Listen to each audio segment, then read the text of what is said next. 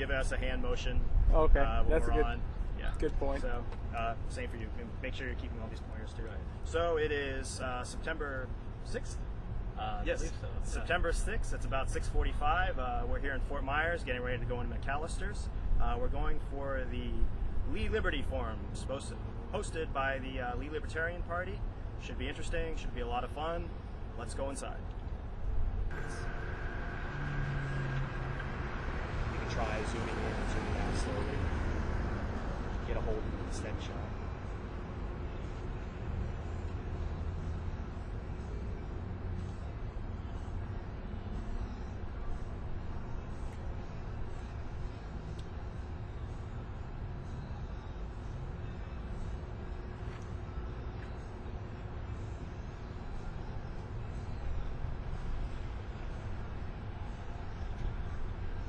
This is from Cape Coral. He's single, and he's a graduate of High Tech North, and he's running for Congress. So I didn't need that much of a bio on you, because you can bio a lot of this stuff yourself. We're going to put that up on the website, so I thought I'd just send that to you. Are you calling the meeting to order? It's not the meeting. This is. Oh, this is. Yeah. All right. I'm going to go ahead and sit down here, if that's okay with everyone. Sure. Drive my cameraman crazy there. Just go ahead and drop the angle down. There you go. Well, first of all, thanks for inviting me. I really appreciate it. Actually, tomorrow is our first real official kickoff event. But when Jack called me, I was kind of excited to get the opportunity to come here and talk to you for a couple of reasons. I was thinking actually on the drive up here, it's kind of funny.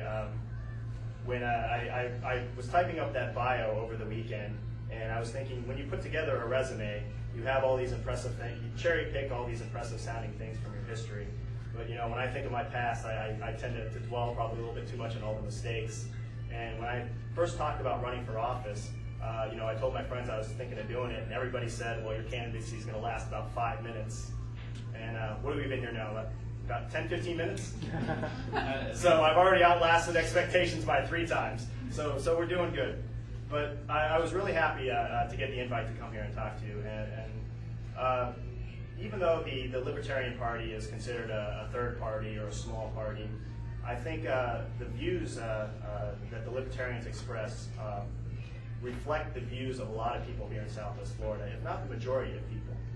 People talk about this being a conservative town or a conservative district, but the way that the press spins notions of conservative and liberal, everything gets so mixed up, it's kind of hard to figure out what people are talking about. So, it falls to us, the everyday people out there, to go out on the web, to form grassroots organizations and parties like the Libertarian Party or like the Green Party to really make an effort to redefine the terms in which we talk about politics. And so, it's being that I've grown up in this area, I'm not exactly sure how representative I am of the point of view that everyone has here. But what we want to do is we're going to do something a little different. As the first thing that you think about when you hear that somebody is running for office is you think, oh no, here comes the BS. And that's the biggest problem that we have with politics right now, is that we have a lack of transparency, we have a lack of integrity in the way that people are presenting information and the way that they're presenting themselves, and we have a real lack of accountability. So you can go ahead and come on in. Okay. So. No. No.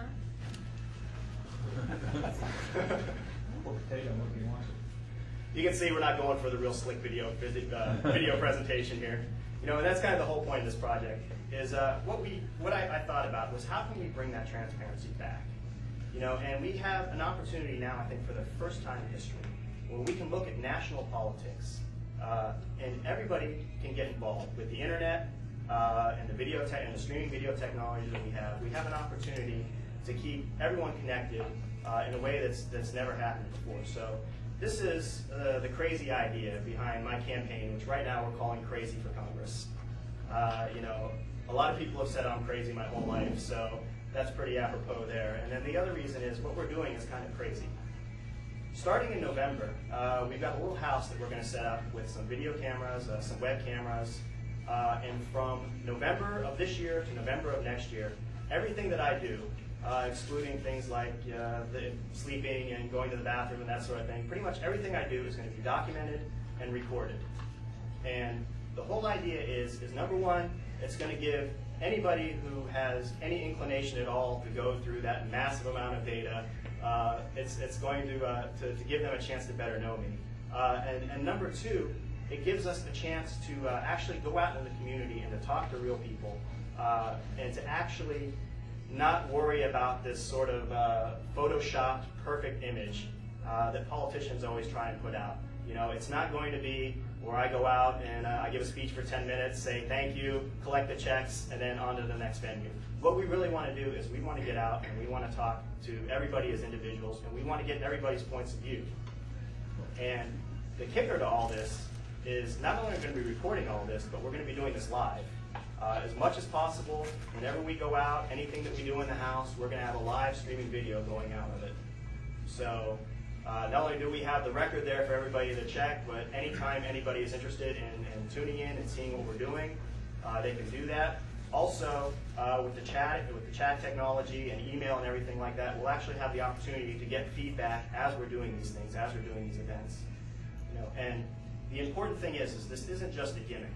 I really want to get everybody in the district involved. And in order to do that, the first thing that we've got to get past is we've got to get past this whole notion of this red state, blue state divide. You know, back in 2002, I started working on forming a Lee County Green Party. And right now, the Lee County Green Party is actually in a box at the foot of my bed. So for a lot of reasons, things didn't work out with the Green Party. But you know, one thing that I took away from that experience is that the people that I talked to in the Green Party, you know, any party that you go to, it doesn't matter if it's Republicans, Democrats, Greens, any party, you've always got that sort of fringe element that is kind of extreme in their views, and that's okay. You know, and then the overwhelming majority of people that I met in the Green Party were some of the most sincere, dedicated activists that I've ever met. And what I took away from that experience was that with all their sincerity and all their dedication, there was still a problem, even in a small party like that, where they put partisan politics ahead of everything. You know, they had the 2000 election with Ralph Nader, and we all know how that went. And afterwards, you know, there was a real sort of momentum to build a party. And what I saw happening there was that the interest in taking a party, or the interest in forming a party started to take over, you know, on some of the issues already, even at that nascent level. And so that's the reason I'm running as an independent. And the other reason is because I look at the platforms of the Republicans or the Democrats, and what I see there just, not only does it not reflect my own personal views, but I know the people that I talk to and the people that I live and work with every day, it doesn't reflect their views as well. So I wanted to start from the ground up. Now, that doesn't mean that I have no interest in going out and talking to the parties. Certainly, we want to get everybody involved. But I think that the best way that we can get away from that rhetoric is to just start with the basics. So that's, in a nutshell, that's what we're going out there to do. So what I want to do tonight is, instead of just me giving a speech here, I'd like to hear what questions you have, what ideas you have, what comments, and we'll go from there. Yes, sir. Yeah, where do you feel that the Green Party or conservationists intersect with libertarians? That's a good question.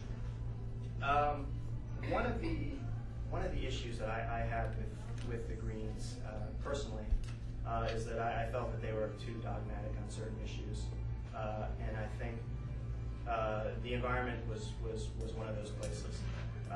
First of all, I am very concerned about the environment.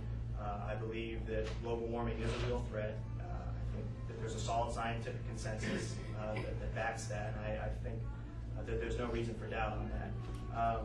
However, I am a little concerned about whenever you have anybody using scare tactics and going out there and saying that we're all going to die in 10 years or 20 years or 50 years or whatever if we don't do that. I don't think that's, in most cases, that's not real effective. I mean, we can see where that got us on the war on terror. Is, you know, if you go out there and you make everybody afraid and terrified, they're much more pliable, I think, to extreme solutions. Now, where the libertarianism and the green intersects, that's always kind of the balance. You know, I look at probably, from what I understand of a libertarian point of view, and please let me know if I'm off here, is that essentially being a libertarian means that you believe in the maximum amount of personal freedom possible. And when I look at my philosophy on government is that you have to have, at all times, you have to have a balance between private individual interests, and you have to have between that and the overall public concerns. It's really, and another way that you can put that is sort of a balance between rights and responsibilities. And my personal point of view, and this is probably where I diverge a little bit, I think, from the Libertarian Party, is that I feel that the government is the best institution to safeguard those public concerns. Now, that doesn't mean that the government needs to get involved in every little issue, because one of the biggest problems you have is whenever you set a rule on something, whenever you make a law about something, you establish a precedent, you establish a bureaucracy, and you've got that problem from here to eternity. Now, can I differ with you on that? In that we know from some of the national park problems of Yellowstone in particular, the federal government essentially owns that property. It's the people's property. Therefore, the people have said that they want to be able to take snowmobiles in there during the winter at will, and the federal government, despite trying to keep them out, because that's the best thing for it, for the park, for the wildlife there, they've had to let them in. Yeah. So my point is, if it was a private company that ran Yellowstone Park and kept it as pristine as it is, they would not have to let snowmobilers in there, and they could keep it more pristine, more natural than it actually is, as a result of it being the people's property. That's one possibility. Another possibility is I have a lot of respect for private industry and for the business process, but one of the problems that you have in private business, and it's not just in public matters like this, it's across the board. Chuck and I were just talking about this today. Still good? Yeah. Okay. You can pull your table out if you want. No, this is fine. One of the, but we were talking about this. This goes across. Business is driven a lot of times by short-term goals and short-term interests. We see this in the stock market, the publicly traded companies in particular. Whatever is going to keep the shareholders happy for this quarter often is what the management of these companies tends to do. Now, my concern with turning over a park like Yellowstone to private interests is once you do that, what may end up happening is that at a certain point they'll say, okay, we're not making a good enough profit on this, let's go ahead and let the snowmobiles in just for this year or just for this next year. They'll end up making decisions based on profitability instead of what's good for the long-term interest of the park. What if it were turned over to the Sierra Club? That's if you went over to a non-profit Nobody private. would get in. Well, Yeah. and that would probably preserve the natural habitat. But at the expense of access. I'm driving at something here with my questions and my comments. I talked to Commissioner Bigelow about the proposition of any property owner in Lee County who's not developed a property being able to say, okay, I agree to not develop this property for 10 years, and the county government says, okay, then we will not charge you any property taxes for 10 years on that property as long as you agree to not develop it. If at some point you decide to develop it, you begin paying taxes, and you can develop it in 10 years. That also helps planning infrastructure and a lot of other things, but it also would allow private individuals to hold property in a pristine setting and not being punished for it by having to pay these property taxes, even though they're not using any infrastructure. And that was what I was driving at. No, we don't need the government to do this. All we have to do is give people an incentive so somebody could actually own the property ad infinitum and never have to pay property taxes again, and the government wouldn't have to buy it to keep it in a conservationist mode. That's actually that's a really good idea. Where I would see, in terms of doing that on the county, that's something that happens on a county level. But in terms of looking at something like that on a national level, I think the first thing that you would have to look at is you would have to look at the condition of the land that you're talking about and where it's located. If it's an empty plot in the middle of Cape Coral, surrounded by houses, obviously I'm sure you feel the same way that's not going to accomplish much. But say that if it's something Babcock Wilderness perfect example. is what I had in mind when I first came up with this idea. Was they didn't have to sell to a developer. The developer didn't have to sell to the state. All the counties would have had to do is say, okay, we're not going to charge you property taxes on the property that you don't use. We were using part of it for a farm, tours and stuff like that, but I understand 90% of it was not being used and could have been held without all those taxes, and I'm monopolizing things. Yes, you are. So, go ahead. We have this done, okay. So, could you explain your underlying philosophy? What is your, not how you're going to do your campaign, why are you doing your campaign, and what do we expect of the end result? Tomorrow night at, I'm going to answer your question. Yeah, right. But tomorrow night at around 6 o'clock, we're going to start, I'm going to have my big kickoff, and I've got a wonderful formal speech prepared that kind of goes into all of that. And all of you are invited, and I'd love for you to attend. Basically, we're having a free dinner. We've got rigatonis, we've got turkey sausage, we got fish, we got a cake, we've got all kinds of good stuff. So you're all welcome to come. If you want to hear my formal speechy answer tomorrow, that's the place to come. If you want to hear my informal answer, Where is your dinner? it is at 2056 Linhart Avenue. That's where Subway is about a quarter mile off. What road? Off of 41 from Leo Memorial Hospital. Up by the Yeah, it's up by there. It's 2056 Linhart Avenue, and if you need that info, I'll give it to you.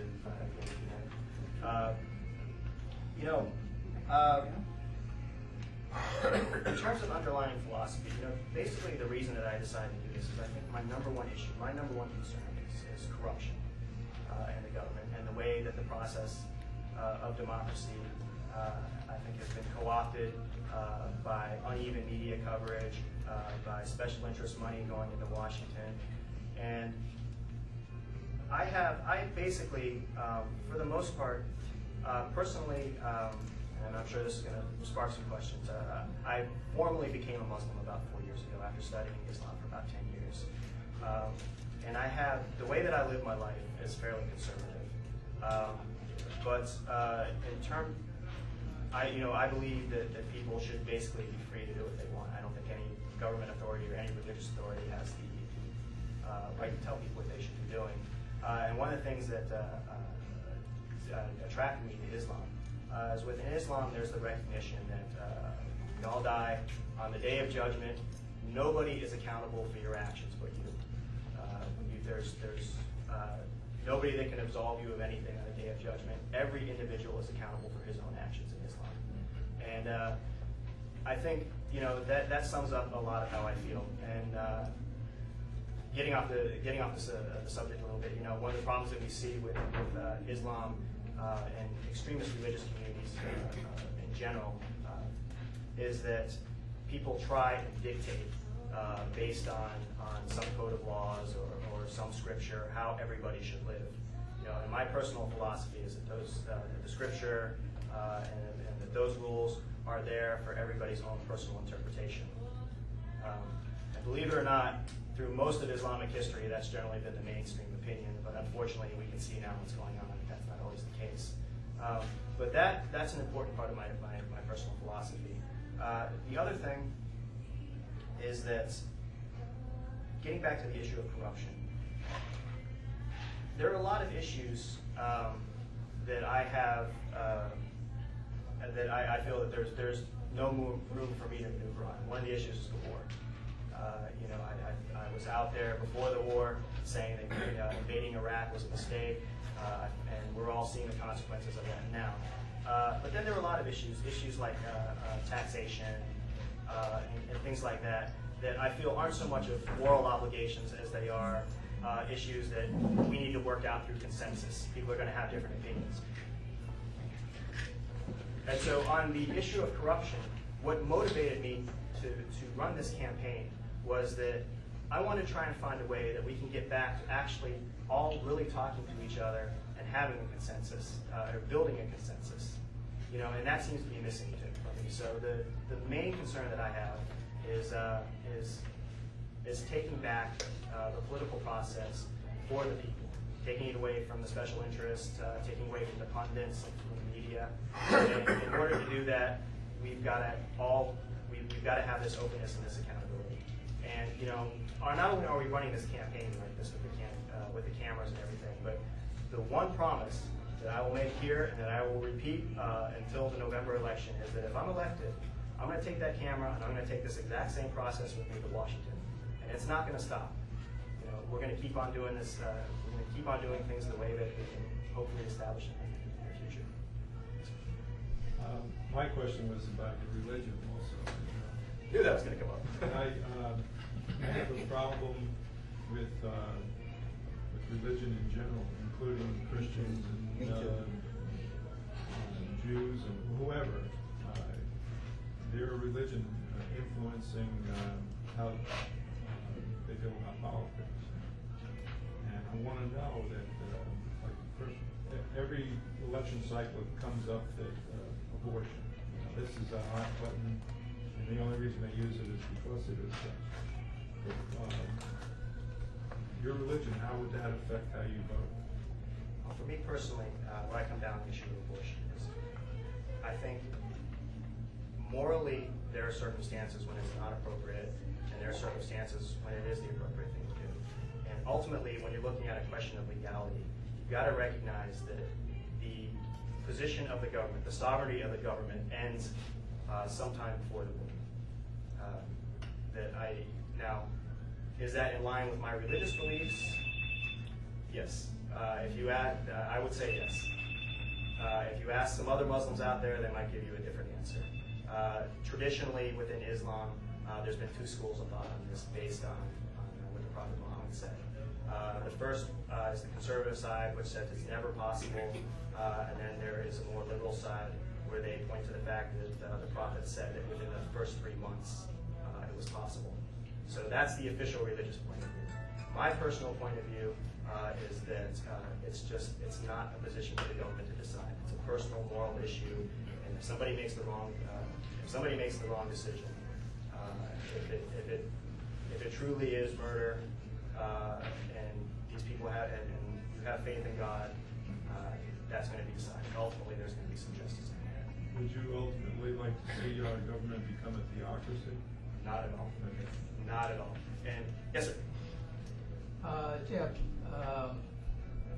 your work experience, I don't believe I heard in your bio there about, I heard you went to tech school in town, but what kind of work experience have you had? Right out of high school, I went into the Army for 5 years. I enlisted in the Army. I was an electronic intelligence analyst. The first 3-year enlistment I served ended July 29th of 1990. 2 days after I got out, Iraq invaded Kuwait.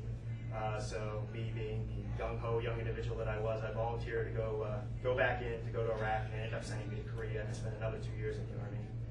But I was an intelligence analyst in the Army. After I got out, this isn't really work experience, but this is life experience. I traveled around the Mediterranean for a little while.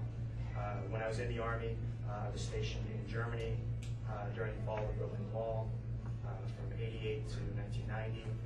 and then I was in South Korea from 1990 to 1991.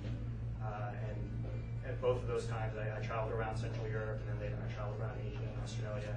And after I got out, I decided to sell all the great stuff that I had saved from my childhood, like my books and my comic books and the collectibles, and I financed a trip around the Mediterranean. After I got back, that's when I went to the vocational school, and then I ended up in a really unique position. This was right at the dawn of the internet boom. This was in 1996, 97, in that time frame. A company called RAW09-06-07Liberty had come over from Germany and set up shop here. And in Germany, they did computer racks, they did various technology things. There's about 150 people working over there. They set up their corporate headquarters here, and the day that I graduated from high tech, I went over there and I was their very first employee. And what they did is they set up wireless internet networks, and we were setting up networks all over the United States, in Canada. I went down to Argentina, I went to Colombia, I went to Lagos, Nigeria. I worked back and forth between the U.S. office and the office in Germany. So it was a really great experience. And that experience came, like I said, at the height of the internet boom. I was there for 3 years, and it was really interesting to see what was, I have been in business in the last few years, but I can't imagine there being any worse of a corporate feeding frenzy than what was going on then. I mean, the greed and the corruption that we saw was unbelievable. And our clients were companies like UUNet and what later became MCI WorldCom. And when I got out at the very end of 1999, and when all the hearings and everything started happening with MCI WorldCom, every day I would flip on the news and I'd be like, hey, I had lunch with that guy in Naples. So I saw this firsthand. And after that, I wrote a book, which I self-published, a book called Storybook. It's out there. You can get it on Amazon if anybody's interested in checking it out. If you're not interested, you wouldn't be alone. Not very many people read it. After that, I started my own video production company, which is what I've been doing for the last few years.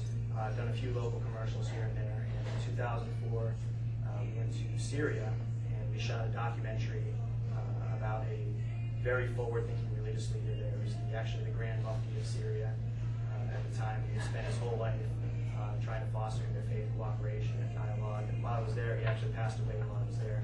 So we got a really interesting documentary. But basically, in a nutshell, those are the career highlights. I've had a lot of other jobs besides that. Currently, I work at nights part-time at a sleep clinic, taking care of people with sleep apnea. We'll see how long that lasts once the cameras start rolling, but that's basically my work experience.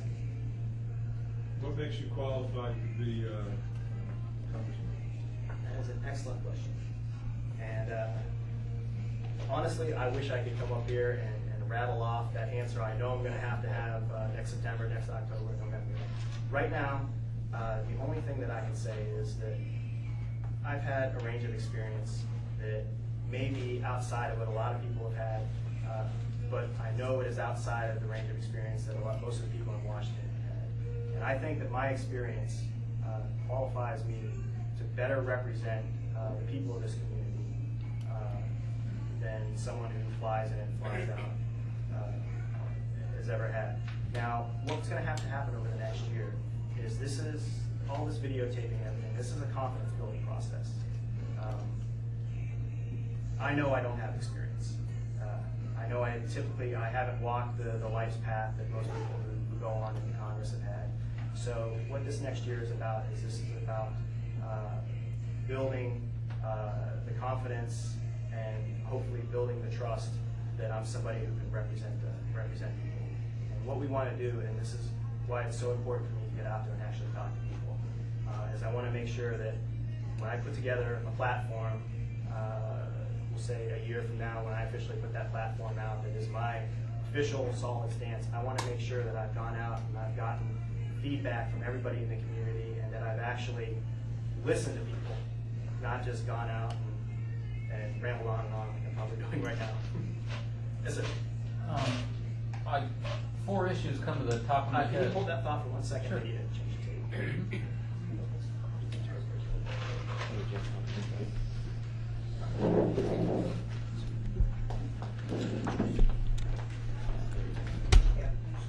The answer to the question, what makes you qualify?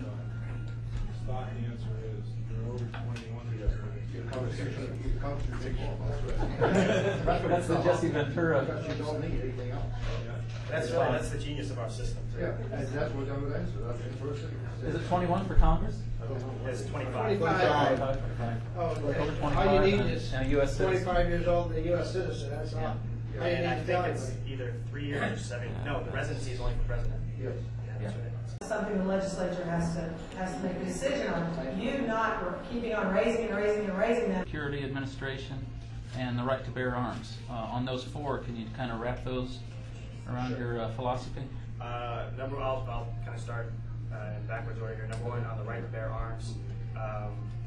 I think there's no question that the Constitution guarantees that, and I will give you a good example from my personal experience. I have a very good friend of mine who opened a business in North Fort Myers, and this particular business is like candy to people who have drug problems and rob. And so when he opened the business, right away he had 2 attempted robberies, and he decided that everybody in the store needed to be armed. He got an attempted robbery a 3rd time. They shot one of the robbers, and the other guy got away. And since that happened, he has not had any problems with any attempts on his store since. Now, having said that, I will add that we have to be realistic too. I mean, you have to recognize that gun ownership is a responsibility, and a lot of times I hear the gun lobby, denying things. We all know. I mean, it's just a statistic. If you own a gun, you're more likely to get shot. If there's more guns out there, there's more likely to be more gun violence. This is a problem, but I think that you have to have faith in the people, and that you have to establish, that you have to establish institutions that instill the right values in people. But bottom line is, you have to have faith in the people. Now, the issue on, I'm sorry, could you name the other 3 again? IRS, Social Security, and the war on drugs. The war on drugs. This is a huge topic. I think my short answer to that is I think the war on drugs has kind of been the warm-up round for the war on terror, and I think they're about as equally as successful. Now the problem is when you go out there and you talk about this, you automatically get these knee-jerk reactions from everybody about that. This is a dialogue. If we're going to talk about legalization, if we're going to talk about these sort of things, this is a dialogue that everybody in the country has got to have. Right now, I'm not sure that this is the best time to bring it up with everything that's going on with the war on terror and everything, but I think in the future, yeah, we need to rethink that. The issue on the IRS, actually, I think how I first got a hold of Jack was on the issue of the fair tax. I am 100% committed to ensuring that there is a progressive taxation system. Now, that doesn't necessarily mean that we have to have the income-based taxing system that we have now. I'm open to other alternatives, and I'm about 100% sold yet on the idea of the fair tax. There's a lot of questions, but I think it's interesting because essentially, with the quality of the rebate, that it's a much more progressive idea on what is essentially a flat tax in anything we've seen before. So I think, if nothing else, that's in the right direction. Social Security was the last one. Social Security. I'm sure you're all familiar with David Walker, the comptroller for the GAO. Do you know who he is? David Walker is the current comptroller for the GAO. He's been in office for about 9 years. It's a 15-year position. He's been going around on a tour called, I believe it's the Fiscal Wake Up Tour. And what he's talking about is the fact that between Social Security and Medicare, and the way that this administration has been raiding the Social Security fund to pay off the deficit, within 40 years, the entitlements are going to gobble up the entire federal budget. So this is an issue. Personally, and I believe that Social Security is a good idea. I also believe that universal health care is a good idea. But these have got to be, we've got to represent these ideas to the people in a real way. We've got to talk about the real costs. And I think that's not happening right now in politics. I think there's maybe, yes, sir? You said you're hard over the progressive taxes. Why? What's the underlying? The underlying philosophy there is with what someone who's making $20,000 a year, 20% of everything that they make in is huge life decision. It can be major life decisions. And if you're talking about, just as an example, just as a number, 20% of somebody in that income range, they have to make major decisions based on that. Someone who's making $2 million a year, 20% is it's a matter of choices between different luxuries. So there's that issue number one, and then the other thing is that I think this goes back to the idea of the balance between rights and responsibility. Wealth is, I think, the rawest form of power in modern society that there is, and like anything anything in this world, it can be used for good or bad. And you get to a point where you have to question, you have to find that balance between what are the right of individuals to accumulate wealth, and when does that accumulation of wealth infringe upon their responsibilities to the larger community. And I don't have any easy set of answers right now to where that line is. And truth, I think it's fluid. It's something that we've got to constantly debate about from now till time of one. I don't think there's ever going to be one answer, but that's basically where I stand on that. So I know that probably diverges a little bit with the philosophy of the group here. Any other questions? No, not. Yes, sir. Okay. How are you going to deal with a situation that is currently happening? And I don't want to inject my own personal, but it's happened to me, where when you get to be of Social Security age, you're forced to take Social Security at the earliest time, and then they proceed to cut your Social Security in half, and then they offset it against your pension and reduce your pension, and then they combine them and they tax them. So I've had the personal experience of seeing at least 60% of my Social Security wiped out by one offset, tax, whatever. So I'm only getting, after paying in for some number of years, I'm only getting, what, 40 cents on the dollar, 35 cents on the dollar. That's not right. Well, I'm saying is that my father, my grandfather did all right and everything else without Social Security. They were not on Social, never part of the Social Security setup. So currently Social Security is actuarially unsound. It's built on a pyramid scheme. You can do, I'm an analyst, you can just do basic analysis. People are living longer. The death rate is, age death is increasing, so the length of years that you draw benefits increases. So you put this all together under the current structure, Social Security simply will not work. So you have to come up with some practical way to evolve the current system. You can't tell somebody who's 75 years old today, we're going to yank Social Security or take half of it away. But you're going to have to come up with some methodology, some consensual arrangement to gradually unwind what I would like to charitably call a Ponzi scheme. Now, what ideas do you have to somehow unwind this Ponzi scheme? That's a huge question.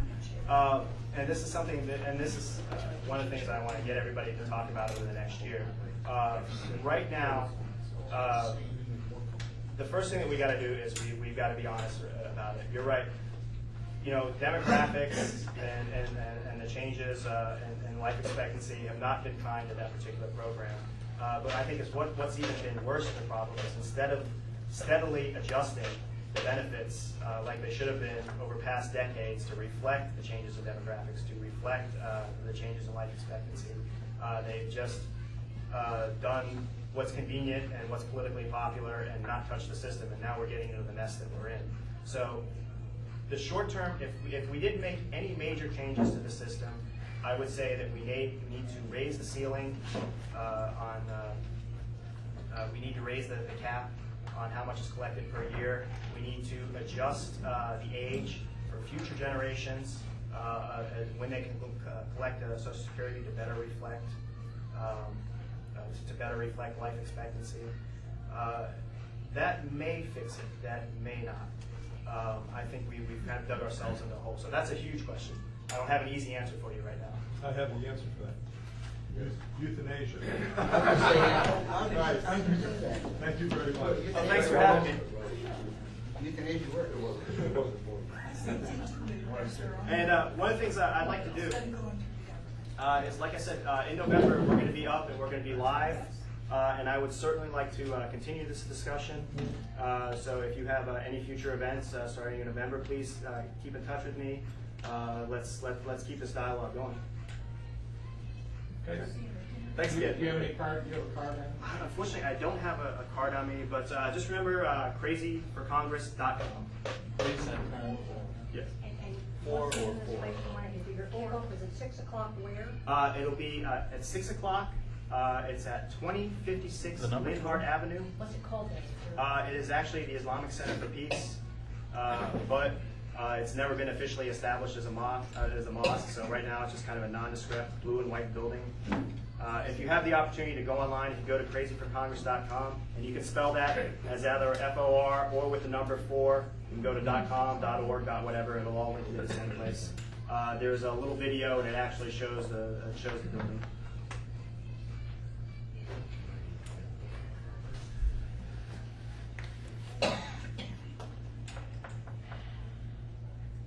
Okay. Thank you. Thank you very much for having me. All right, now we'll call the I hope so. Well, it's not me. That was the problem. They shouldn't confuse the two of us. All right, we all set? Jack, you want to give us treasurer's report? Yes. Well, I failed to go out to the web today to get the latest report. But I can't tell you that no money was spent since the last meeting. And the only thing that was, the only increase was the money. Let them have their meeting in peace. At the last